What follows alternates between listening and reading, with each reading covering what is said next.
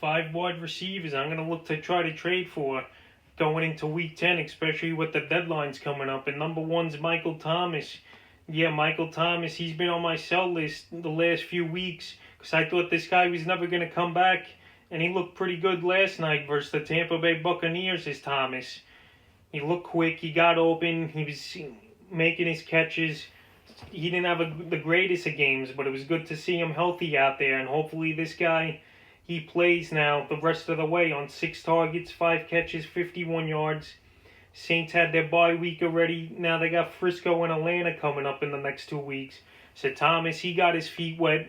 It was good to see him get going. I don't think his value's still going to be super high. It's not like he had a smash game where he had 30 or 40 fantasy points in this one. So he had a 10 game, which is mediocre, but he got going. It was a blowout also. So Michael Thomas, he's the first receiver I'm going to go out there and try to get before the deadline or week 10, whatever it is. The next guy's Chris Godwin of the Tampa Bay Buccaneers. Godwin, he also came back from the finger injury that cost him 1 game, so he came back quick. Him and Brady, they look like they're in sync out of all the receivers on that Buck team. He had 6 targets, 3 catches for 41 yards. It was just a disaster of a ball game for this Tampa Bay Buck team. And, you know, they're going to throw away the tape after that one. But Chris Godwin, he still had a decent amount of targets. He looked pretty quick. I know he dropped the ball or two because of that finger, but now another week to rest it. And, you know, Tampa's going to try to come back with the vengeance in week 10 versus Carolina. So, Chris Godwin, I think his value's pretty low at this point, and he's a guy I'm going to try to trade for and plug in my lineup, because right now some managers, they're probably looking to sell him, and he's a guy I'm looking to buy because I know what he's capable of, and we saw it last year, and we saw it in a few games this season. We had a couple good fantasy days, so he's the second guy I'll look to try to trade for. The third guy's Tyler Lockett of the Seattle Seahawks. The last 2 weeks, again, Lockett's been quiet after having that insane performance versus the Arizona Cardinals in Week 7, where he had 52 fantasy points with 15 catches for 200 yards and 3 touchdowns. And now in the last 2 weeks, Lockett, he's been not doing much. In Week 8, 5 targets, 4 catches, 33 yards. And then versus Buffalo yesterday, he only had 8 fantasy points, was Lockett. So Lockett, he could break out at any time. Yesterday he had 7 targets, 4 catches, 40 yards. He could break out any time as Lockett. But you don't know when it's going to be. He's a guy you can't even bench him either, because his ceiling's through the roof. He's had 2 monster games this year.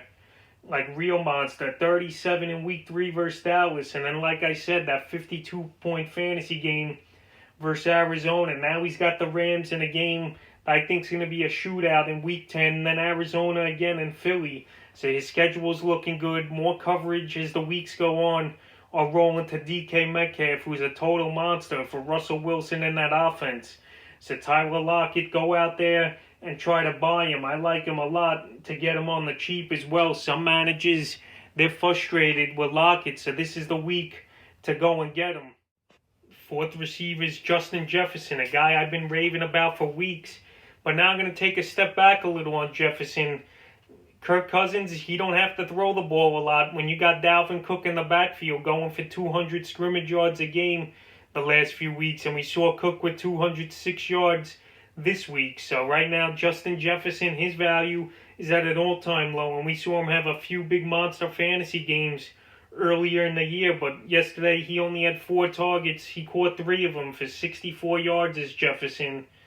He's got Chicago coming up, which is a tough matchup, and then in a great matchup in Week 11 versus Dallas. And right now, I think you could get Jefferson on the real cheap.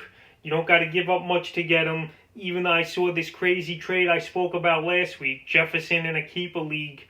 This guy wanted him so bad that he gave the guy Jacobs, Watson, and Mike Evans. But anyway, Justin Jefferson, that's a trade you're not going to go out there and do to try to get him. You could give up like a number 2 running back or something for a Jefferson, maybe a Kareem Hunt and a 3rd or 4th receiver to get him, but his value's low. The last few weeks now, after he had that 40-point fantasy day in Week 6, he had 5 last week in Week 8 with 3 catches, 26 yards, and like I said this week, 3 catches, 64 yards. his value's at its lowest it could be. So go out there and get Jefferson, because I think there's a few breakout games in the next few weeks coming up for him. And the fifth and final guy, CeeDee Lamb, he was also on this list last week. And if you didn't listen, I hope you did now, because Lamb, he had a good ball game with the Cowboys' fourth-string quarterback, Garrett Gilbert. 4 catches, 71 yards, a receiving touchdown on 7 targets, and the fumble loss. So that was a solid 15-point game for CeeDee Lamb. This guy, he could be the best rookie receiver this year. It's pretty close. There's so many of them. But anyway, Lamb, he's going to get targets. I think Andy Dalton is going to come back as the starter for Dallas, which I don't know if that's a good or a bad thing. To be honest, this kid Garrett Gilbert, he had some poise. He hung in there in the pocket. He's got a decent arm where he could throw the ball pretty accurate from over 20 yards. Maybe for the Lamb and Cooper's fantasy purposes, Gilbert to start. But Cowboys have a bye in Week 10, so the Lamb owner, he might be frustrated, or he needs players now and might look to dump them off. So I think you could get Lamb at a pretty decent price, because he had 2 bad games before finally doing something here in Week 9 with 15. So that's 5 wide receivers I'm going to look to try to trade for heading into Week 10.